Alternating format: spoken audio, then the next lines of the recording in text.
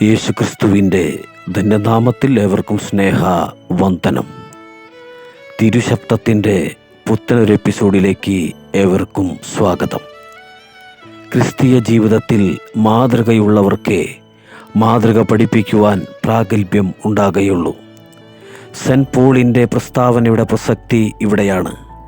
തിമോത്തിയോസിന് എഴുതിയ 2-ാം ലേഖനം 1-ാം അധ്യായം 13-ാം വാക്യത്തിൽ ഇപ്രകാരമാണ് വായിക്കുന്നത്: എന്നോട് കേട്ട പത്യവചനം നീ ക്രിസ്തുയേശുവിലുള്ള വിശ്വാസത്തിലും സ്നേഹത്തിലും മാതൃകയാക്കിക്കൊള്ളുക.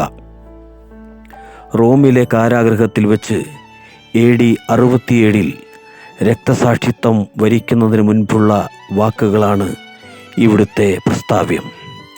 തൻ്റെ നിര്യാണകാലം തിരിച്ചറിഞ്ഞ പൗലോസ് വിശ്വാസത്തിൽ നിജപുത്രനായ തിമോത്തിയോസിനെ പ്രബോധിപ്പിക്കുകയാണ്. പൗലോസിൽ നിന്നും കേട്ടത് പത്യവചനം ആയിരുന്നുവെന്നത് വളരെ ചിന്തനീയമാണ്. അപ്പസ്തോലനാൽ പഠിപ്പിക്കപ്പെട്ട പത്യവചനം അടിസ്ഥാനപരമായ ദൈവിക വെളിപ്പാടുകൾ ആയിരുന്നു. ക്രിസ്തുയേശുവിലുള്ള വിശ്വാസത്തിലും സ്നേഹത്തിലും ഈ വചനസത്യം തിമോത്തിയോസ് മുറുകെ പിടിക്കണം. ഇതായിരുന്നു പൗലോസ്യ വാഞ്ച. ദൈവത്തിന് സ്തോത്രം. പത്യവചനം മാതൃകയാക്കുമ്പോൾ, മുറുകെ പിടിക്കുമ്പോൾ കഷ്ടതയും അപമാനവും ഉപദ്രവവും ഏറ്റുവെന്ന് വരാം.